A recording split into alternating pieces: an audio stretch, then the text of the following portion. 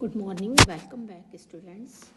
हम लोग fertilisation topic को डिस्कस कर रहे हैं और आज हम इसका 6th पार्ट स्टार्ट करने जा रहे हैं। मैं doctor Krishna Mishra, associate professor zoology, सम्राट पृथ्वीराज चौहान, राजकीय महाविद्यालय अजमेर, आप लोगों को बीएससी पार्ट फर्स्ट स्टूडेंट्स को पेपर 3 जो कि डेवलपमेंटल बायोलॉजी है वो मैं आप लोगों को पढ़ा रही हूँ।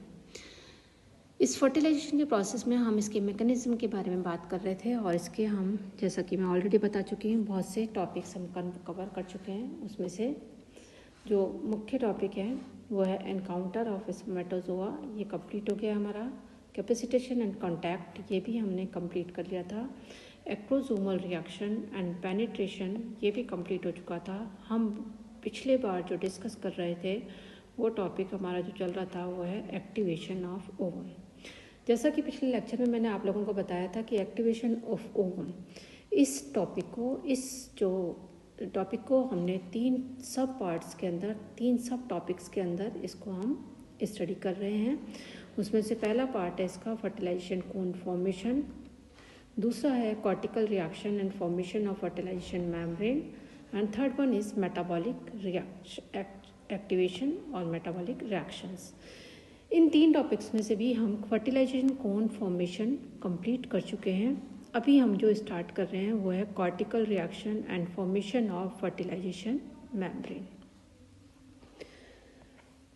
Cortical reaction and formation of fertilisation membrane, इसका क्या फंक्शन है?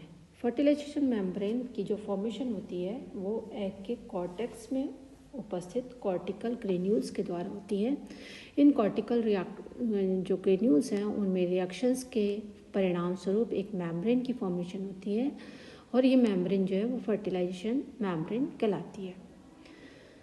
डिटेल में हम बात करते हैं कि even before the fertilisation cone is formed and the spermatozoa penetrates into the interior of egg, a chain of physicochemical reaction is set in the egg cortex. All these reactions, they are collectively known as cortical reactions. Cortical reactions क्या होते हैं? Egg के जो cytoplasm है उसके cortex में होने वाले फिजिकोकेमिकल रिएक्शंस जो कि स्पर्मेटोजोआ के एंटर होते ही, उसके इस समय ही स्टार्ट हो जाते हैं, वो कॉर्टिकल रिएक्शंस कहलाते हैं। These reactions they may differ from one group of animals to another. जैसा कि आप सारी चीज़ों में हमने जो भी टॉपिक्स स्टडी किए हैं उनमें अधिकांशतः ये होता है कि हर ग्रुप के अंदर, एनिमल्स के हर ग्रुप की अपनी स्पेशलिटी होती है, अपनी स्पेसिफिसिटी होती है। उसी तरीके से कॉर्टिकल रिएक्शंस जो हैं वो भी स्पेसिफिक होते हैं और एनिमल ग्रुप के अंदर, सभी एनिमल ग्रुप्स के अंदर वो अपने स्पेसिफिसिटी के साथ अलग अलग होते हैं। But in most of the group the cortical reactions lead to the formation of fertilisation membrane outside the egg plasma membrane.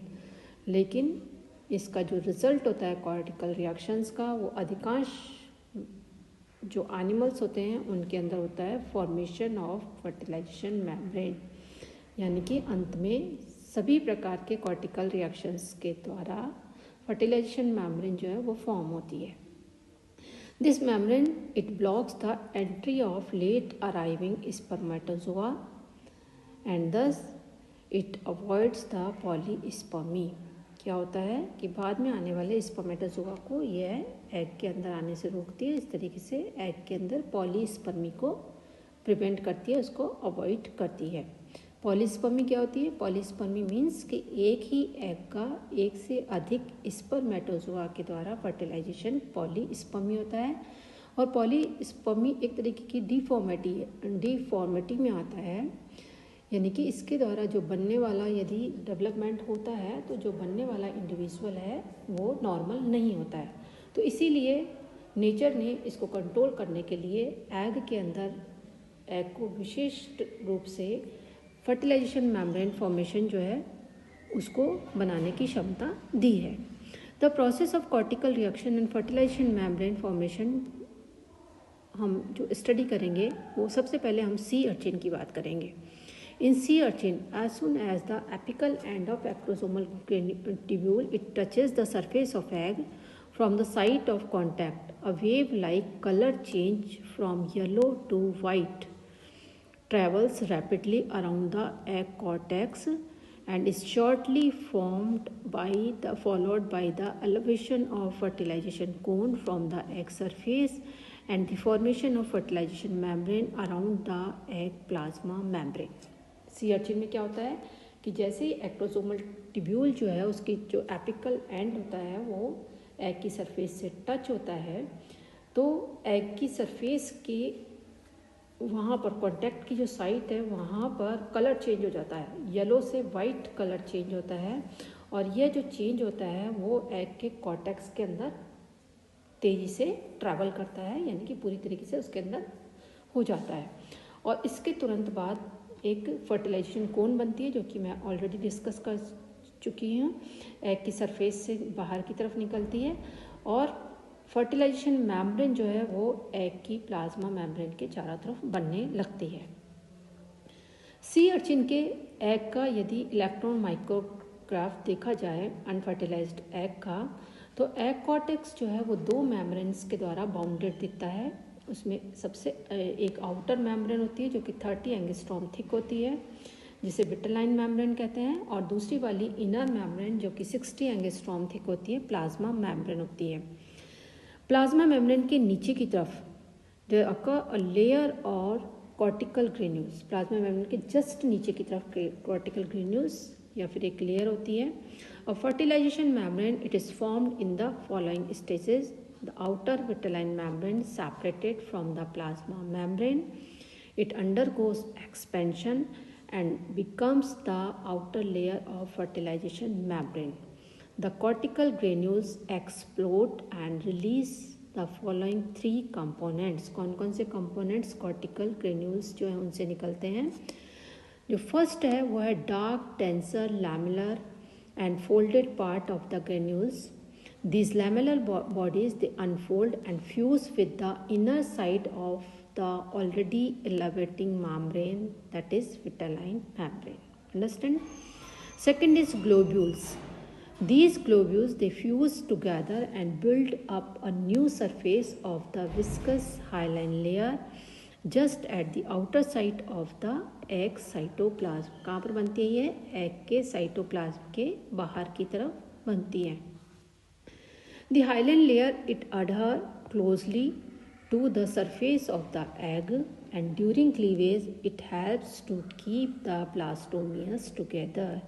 जो हाइलाइन मेम्ब्रेन जो होती हैं ये ब्लास्टोमियर्स जब क्लीवेज होती है तो उस दौरान ब्लास्टोमियर्स को एक दूसरे से चिपकाए रखने का काम करती हैं। थर्ड वन है the liquefied component of the cortical granules. This component it fills the perivitelline space between the new egg surface and now the completed and elevated fertilization membrane. It contains mucopolysaccharide and abundant water. All these structures, namely vitelline membrane, contents of cortical granules, thus forms a fertilization membrane which is much thicker, that is up to 900 angstrom, and it is more strong. तो ये था sea urchin के अंदर किस तरीके से fertilisation membrane जो है फॉर्मेशन होता है. Now we will come to the vertebrates. In vertebrates the change which occurs in the cortex they are similar to sea urchin. In bony fishes and frog the cortical granules they are broken down immediately after sperm's penetration into the egg cytoplasm. जैसे sperm penetrate करता है egg के cytoplasm में, cortical granules जो हैं वो टूट जाते हैं and their content it becomes liquefied. Content जो है वो लिक्विफाइड हो जाता है और यह प्लाज्मा मेम्ब्रेन की सरफेस के ऊपर फैल जाता है. And it fills the perivitelline space which occur in between the chorion and plasma membrane and in between the vitelline membrane and egg plasma membrane. In the frog, in both cases the vitelline membrane or chorion itself does not transform into the fertilization membrane as in sea urchin. sea urchin के अंदर तो क्या होता है कि vitelline membrane या जो Korean होती है वो फर्टिलाइजेशन मेम्ब्रेन में ट्रांसफॉर्म होती है, लेकिन फ्रॉग और बोनी फिशेस के अंदर यह डायरेक्टली फर्टिलाइजेशन मेम्ब्रेन की फॉर्मेशन नहीं करती है. The chorion in fishes, it becomes hardened and tanned after the fertilization and no new membrane is formed in either of the two animals. इन दोनों ही animals में कोई नई membrane नहीं बनती है, केवल जो कोरियन होती है वही हार्ड हो जाती है. In some mammals, that is man, rabbits, the cortical granules burst and release their contents into the perivitelline space created between the egg plasma lemma and zona pellucida. तो इस तरीके से फर्टिलाइजेशन मेम्ब्रेन की formation होती है. अब इसके बाद हम कंटिन्यू करेंगे हमारे नेक्स्ट लेक्चर के अंदर.